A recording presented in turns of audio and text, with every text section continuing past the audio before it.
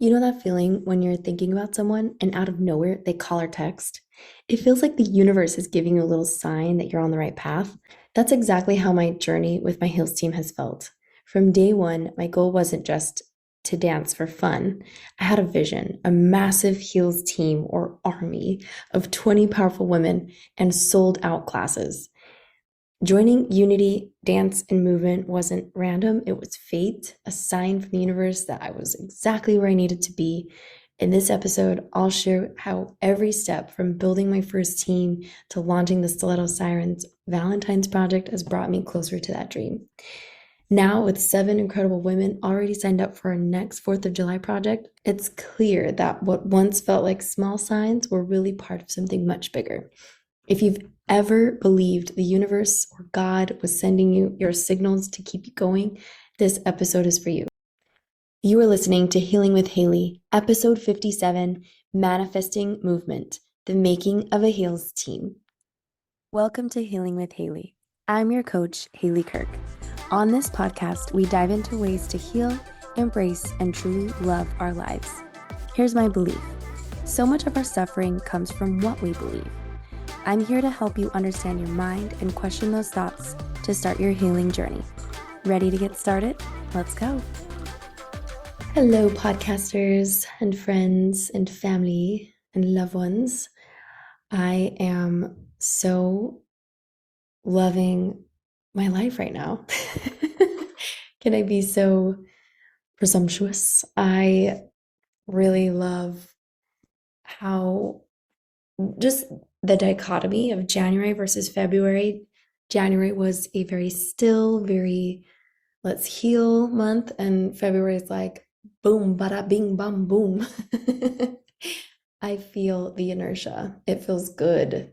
All the hard work is really starting to pay off. And I just feel really aligned and really laser focused on what I'm trying to do. I'm loving how I'm spending my time. Yes, I waste time, but it's time that I want wasted, if that makes sense. It's like okay that I waste that time and I still get my things done. So it's really awesome that I've been able to be exercising such muscles of discipline. A lot of times people think you need discipline and motivation and da da da da da. But honestly, those emotions come with habits. Like just the more you do it, the more you do whatever it is that you're doing, the emotions come afterwards. And that's been my experience, and that's, I know, not unique. I know that a lot of very successful CEOs will talk about that, like Tony Robbins, James Clear, the author of Atomic Habits.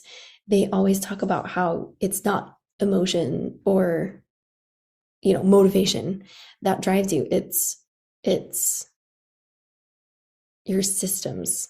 It really is your systems and your environments and how you're priming yourself and the whys, right? Like what's driving you. And I haven't talked about my second business. I have a life coach business where I help anyone, but I really am, my niche is women who are looking to love their bodies. That's been my big go-to. I really think I can help people in that capacity. And it just goes hand in hand with dancing. And dancing is such a great way to love your body. I think it's such an easy way to love your body. And so I like to consider myself a life coach on the dance floor. And it has been so beautiful. So I want to start from the beginning. I have always loved dancing. Dancing has been something so fun for me, but I really think it kicked off with this boy in middle school, and his name was Edwin, and he was a foreigner from Mexico, and he was so cute. I was so attracted to him. And he went into one of the middle school dances, and he went into one of those circles and he started doing the moonwalk, and everyone was like, oh. And I just went after him, and I was like, how did you learn that? Like, where did you learn that from? And he said, that he was like, it's Michael Jackson. And I was like, no way. So I looked up Michael Jackson and then I went down this rabbit hole. It's like, oh, Sierra, like, oh, went to step and get up. Oh man. So I learned how to twerk real easy from YouTube and just practicing by myself and learning all kinds of dance technique. And then I joined a hip hop group and it was the Las Vegas version, Culture Shock, that's the name. And I auditioned and I got in and it was kind of cool. And I was like, what? How am I here? At that point in time, I wasn't good at choreography, but I was really good at freestyling. I felt really comfortable and I loved being able to move my body in fun ways and be expressive. And so I auditioned and I made it and it was super fun. But then I went to college.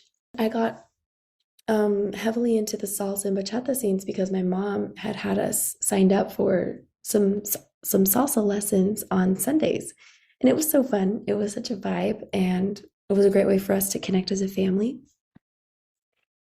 And I remember just loving the environment. I loved how it was a great way to meet people and dance and move your body and it felt so good. So I would do that and over college and I I learned a lot. I took a lot of dance classes in college and I got a C minus in ballet.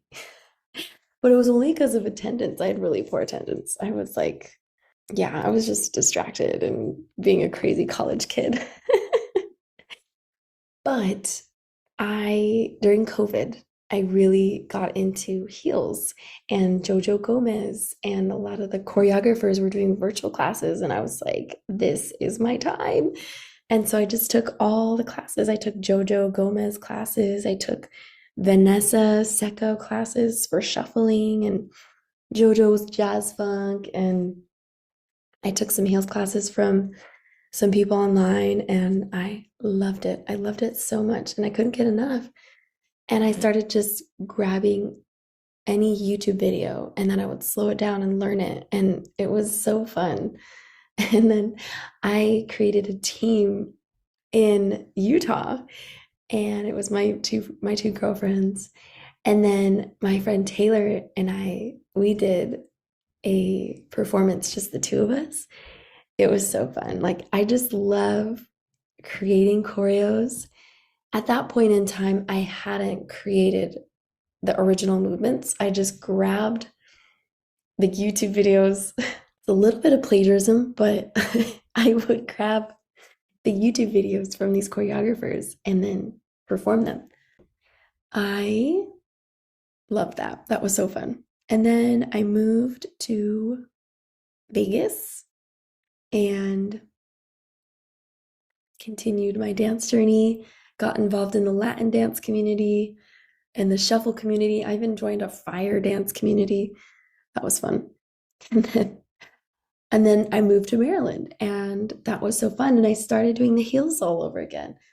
And then I got pregnant with my beautiful son, Israel. And so that put a halt, just like a pause on those things. But it was crazy how much I just really felt drawn to it. And my partner at the time, he was really encouraging towards me pursuing my heels, which I have been so lucky to have.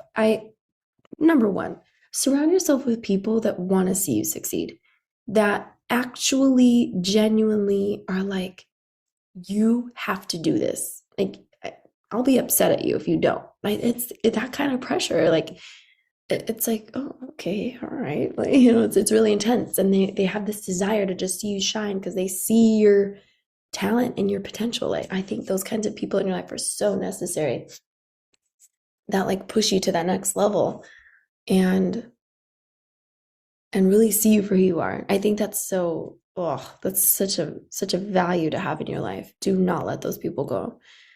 So then after my son was born and he was a little bit older, I was like, okay, I'm going to start doing heels classes again. And then I started renting a studio in Baltimore And that was awesome.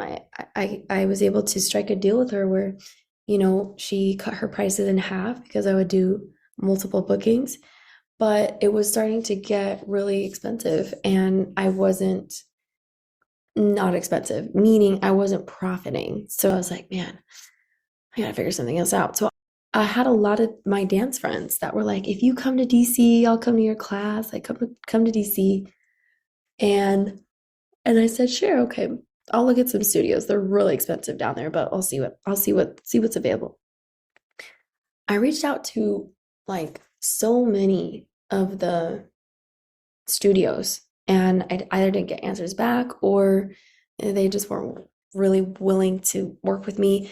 And one of the studio owners, Jen, she reached out to me and she is a Unity Dance and Movement studio owner. And she was like, I need a heels teacher. My heels teacher left and I'm looking for one right now. And she's like, can we talk? And I was like, yes, what?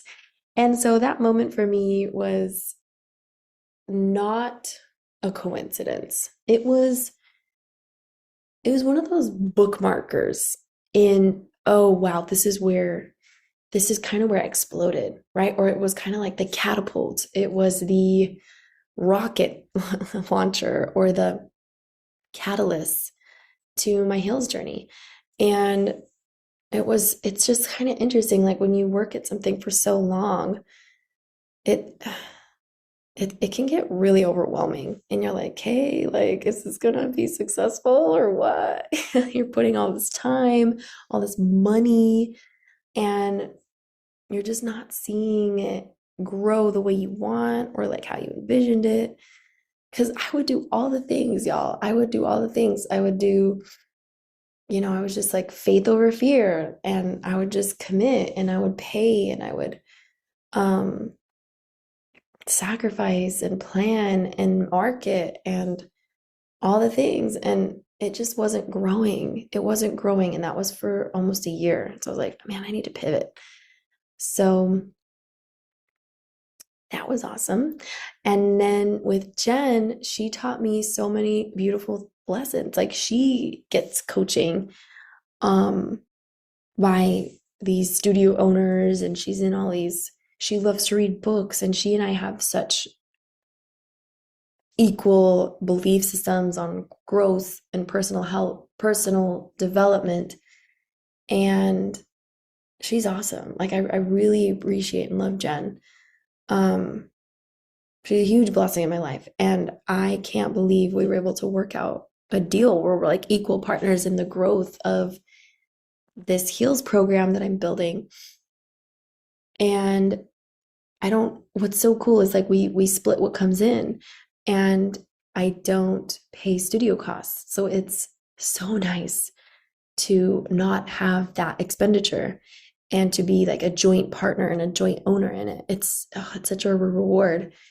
And she's been so gracious with the space. She's been teaching me so much. Like I know I have so many weaknesses, like communicating, be on time, being organized. Like those are all really tough things for me. And she's just really patient and she has high standards and expectations. And I love that about her. And the girls, oh, the girls, that's my favorite part. The people that I get to meet are amazing and they all have their strengths and weaknesses, just like everybody. But like when you get to work with them on a team, it's so beautiful how different it all is, right? Like everyone has, it's kind of like their own music. Yeah, like it's like their own beautiful creation, and it's interesting the types of people that are drawn to dance. I feel like they're different types of people. They're the type of people that are really vulnerable in a beautiful way, meaning they're open and explorative and curious and open-minded. I love the people that I meet in dance. And I'm not saying only dance people have those characteristics. That's not what I'm saying. But in my experience, dance really brings those elements to the forefront. And yeah, it's so fun. Like a lot of my girls, it's interesting how much dance brings up in from the past, from the struggles of the present, fears of the future. I mean, like, oh, we're talking breadth here. And it's so interesting what comes up when we tap into our bodies, when we tap into our bodies through emotion, right? And I wonder, I would love to do research on this because if you ever see water and they like Frozen 2, right? They said that water has memory and our bodies are made out of more than 70% of water, and the vibrations of music kind of move the water in our body and make us emote these emotions, and emotions are vibrations, and so is music. And so it's like so interesting to see what can be processed and healed and pushed through the body and out of the body through dance. And every song, I feel like I'm tapping into these different memories or emotions or sensations or versions of me. It's so addictive. It feels so good. It feels like this self-care that you just can't get anywhere else. It's a very specific treatment for healing the body and the mind. And so I've just had nothing but beautiful experiences with these teams. And my first team was in June of 2024. And it was three of my friends. And I loved it because it was a hot mess. I was trying to learn how to be a leader and how to have people depend on me and how to be prepared and how to do all that with a son and bring him to rehearsals every single time. And it was really wild and cool. And they were all really understanding, but also I had great opportunities to receive really honest feedback and transparent, and I love that, but it's hard at the same time. But I can do hard things, right? And so that experience was so beautiful. And then that was the first project that I had a heels team. And then my second project was with Unity Dance and Movement Girls. And I hadn't known them. And it was so wild how it was so connecting and womanhood and feminine and safe. It felt really good. And I felt like we were all really bonding and encouraging each other. And it was such a beautiful experience. And then this third Heels project was even better with more girls and newer girls. And it was so fun, and it's been fun, and listening to their stories and where they're coming from and watching them grow and improve and come together on a project is so rewarding. It's so rewarding. And I want to keep going. I have so much drive for this. I don't know why.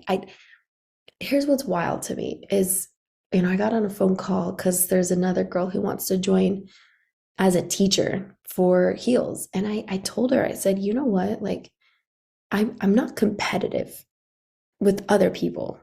I'm competitive with myself. And I'm in my lane as far as competition goes. I don't I don't want you to think that I don't want you there. Like, you should totally come and maybe we can collaborate and all those things. Um and she liked it, but it was so interesting. I didn't need her validation to know like that's truly what I desire and mean. And I try to create that environment within my classes and within my teams. And it's, I love the person I'm becoming. I really do. And I've worked really hard to be where I'm at. And I love the hard work that I've done. I'm not some martyr, but I like the cleanliness and how I operate with my business and with my people. And I do have a lot still to learn. Like I am such I feel like a newborn. I'm still a newborn.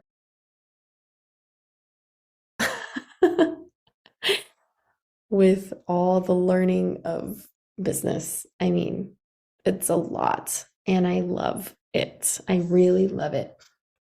And I love being able to meet so many people in the community, like event planners and venue owners and photographers, videographers, dancers, everyone. It's so fun. It's so fun and it feels like a mission, like a quest. And it's like, okay, next project, it's gonna be this dragon. And yeah, it feels so magical. It really does. And I love it. And I don't know why I have this gift. I have this gift of I have a lot of gifts and I'm excited to talk about them. I don't feel like it's bragging. I feel like it's honoring what I've been given, you know? And I think we all have these gifts.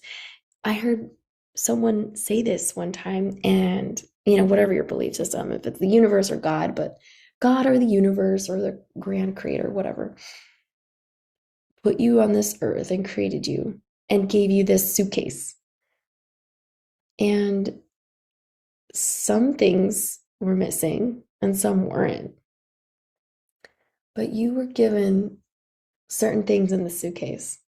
And I was like, that's interesting. I mean, who knows if it's true, but like, that's kind of interesting to think about, right? And I really believe one of my things in the suitcase is being like insanely charismatic. I have these naturally, like, I've actually been studying body language and from this book called Cues, and she's a researcher, and so many of her warm cues I just do naturally. I love looking people in the eye. I love leaning in. I love tilting my head and nodding and smiling while people talk. And I actually don't have a lot of the competent cues. I definitely could demonstrate more competence cues, like my posture and my stance and where I hold my hands and knowing when to show the competent or the warm cues, I think is so awesome and so interesting. And then this new gift that I have, and I'm learning it's a gift every time I do a choreo, is this ability to kind of tell a story and move my body to music really easy and come up with something. And I know that the more I train and the more that I choreograph, I'm just going to get better and better. And I notice I'm getting better and better through the quality of my movement and the ease of me being able to create choreos. I've had days where I was able to create a choreo in 1 hour. I mean, it's nuts. Like I'm really blown away at how quickly I have this skill. And it's so fun. It's so fun.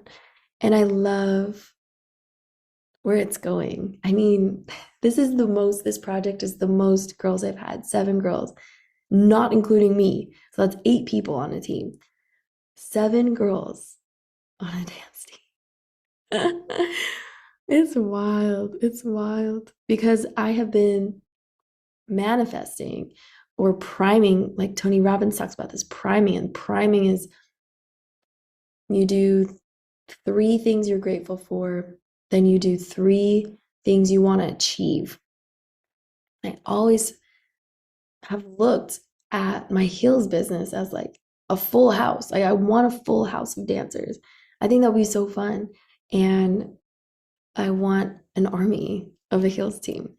And it's kind of cool to think that like I can make a lot of money doing something I'm naturally gifted at and it's fun for me. What? That's so cool. Like, how does that even happen? How does that happen? Oh man, that's really quite awesome. So I'm sharing this journey because I've learned so many things, right? On the performances. So at the end of the performance, or at the end of the time that we practice the choreography, we do a performance. And I'm learning how to negotiate, right? The art of negotiation. And I picked up some things from this. He's really famous. His name's Jordan Peterson, and he talked about the art of negotiation. I loved what he said. He says, a really good, you want to achieve where both people are really happy with the result. I'm like, oh, yes, that lines with everything I believe, right? Like, I don't want to deal where someone's like, oh man, I got shafted. It's like, no, no. I want both sides of each party to be like, yeah, this works for me. Oh, yeah, this works for me too. Great. Win win. I love win win. And so I'm learning to do that as a leader on a Hills team, and honestly, I think the most exhausting thing about being in leadership is how many decisions you have to make. And I'm like, oh man, I don't know. Just someone decide for me, right? Like there's so many freaking decisions. And I'm like, you know what? At this point, sometimes I say, I don't care. That like just decide. So it's something like wardrobe, like a wardrobe thing. I'm like, oh, just be presentable and then that's it. Like, the least of my worries. And there's so many ways that I can be even a little more organized, like giving the vendors my music a week before, a day before, not the day of. And I've done that a few times and I'm trying to get better at it. I would like for me to be able to have kind of like a checklist of like, okay, this is what we do before we start the season. Okay, this is what we do during the season. Okay, these are the cute things I want to do. So I really like doing little gifts for them at the end of the project. Like, I don't know why. I love that. I think it's so cute. And it's just my way of showing appreciation and gratitude.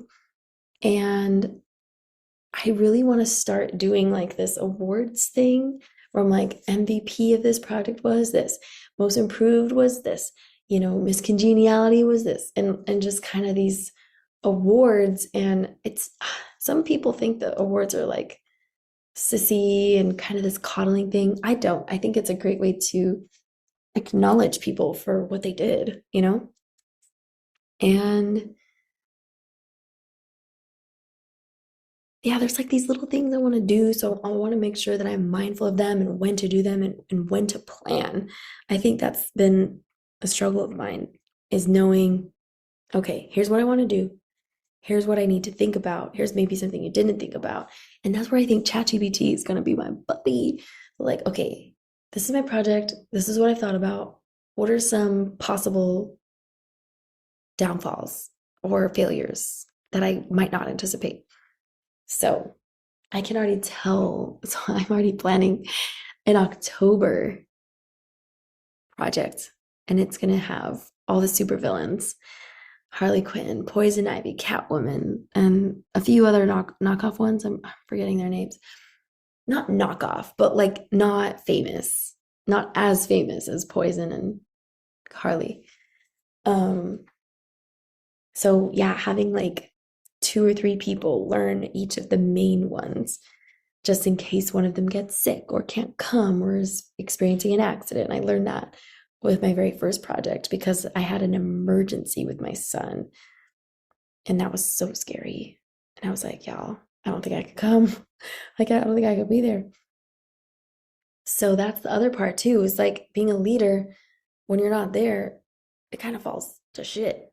And it's like, how do we prepare people to step into positions of leadership when you're gone? Is also cool. So there's so much to think about. But I love it. I really love it. And I'm sharing this story with you guys because I think there's so many valuable things to learn. I think that if you have a goal, just do it. Meaning, stop being in planning mode and blah, blah, blah, blah. Make a plan, yes, but just execute, right? It does not have to be perfect. I'm telling you, there are so many times I've recorded podcasts and I had zero plan. And I was just like, I'm just going to wing it. And then now I'm like, oh, okay, I didn't really like that.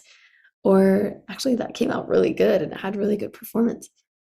And I love this idea that ideas, they kind of float around and they're like, hey, like, do you want to take me up on this? Hey, do you want to explore this? And if we don't, it just floats around to the next person. And I think that execution, complexity is the enemy of execution. That's my favorite, one of my favorite Tony Robbins quotes. And he even interviewed, I think it was the creator of diapers.com. I don't know his name, but he created diapers.com. And he's like, why are you so successful? Like, what's your secret? And he's like, I just do. I act. I do things and I'm not afraid to fail. And I learn so much faster than the competition. Like I'm just ready and willing to mess up and fail. Isn't that so inspiring? So it's like it's embarrassing to fail, yes, but so what? Right? Like embarrassment is just these negative vibrations in our body, right? Like they're uncomfortable. They're really uncomfortable. Embarrassment is not comfortable. And I had an embarrassing moment when in my performances, right? Like it's okay to make it really is okay to make mistakes. And there's something about our programming that just thinks we're going to die if we don't do things perfectly, or there's something fundamentally wrong with us. But it's such a lie. It's such a lie. And I feel like I've grown so much by just executing and taking action. And that's another gift I have. I really do just like, okay, let's go. Like, I am a big risk taker. I love it. I love that aspect about me. I'm willing to just take the risk and go for it. And it's really served me well. So if you guys have an idea, if your life has been kind of priming you towards a certain direction, take it. And worst case scenario, you work on it and then you end up hating it. Now you know, right? There won't be that annoying voice in your head saying, like, what if? No, there's no what ifs. I know because I tried it and it just wasn't for me. I don't want to do it anymore. And I think that there's an interesting point, right? When to know when to like quit something. I think you'll know, right? Like I think that this is a really good example I love. My coach, she always wanted to be a Zumba instructor. And so and that desire came from a Zumba instructor that she really admired. She was like, I want to be like her. And then she got her certification, did the Zumba thing, and then when she actually taught the class, she hated it. And she was like, what? This sucks. I don't enjoy this at all, actually.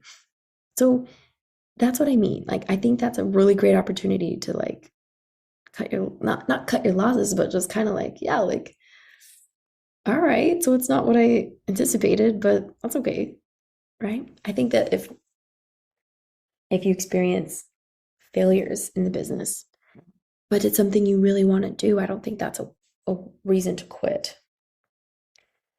Um, and I think it's really important to ask your why and to make sure that it's pulling you and fulfilling you in the set direction, right? If it's something that drives you.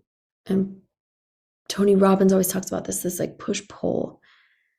And we don't want to be pushing all the time, right? Because that can be exhausting. But the pull is like, wow, like I get to serve people, like I get to see women overcome challenges of their mind and body. And I get to watch light bulb moments, and it's so rewarding. And watch them become really strong, confident, and out of their shell. It's such a reward. I really enjoy that a lot.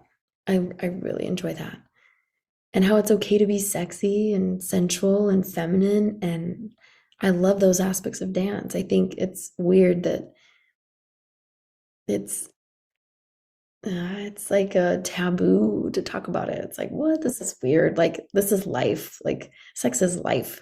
Right? Like, I think it's something that should be celebrated and explored and there's something so beautiful, right? Like there's something so beautiful about that sensual energy. And I think it's beautiful. And I don't think it's something to hide either. Like that's dumb to me. But anyways, guys, I hope that whatever it is that pulls you, inspires you, that you give it time. Give it the time it needs. Guys, you have the time. Go on your phone right now and look at your screen time. And how much time are you spending on Instagram, YouTube, Twitter, TikTok, whatever social media app? You have time.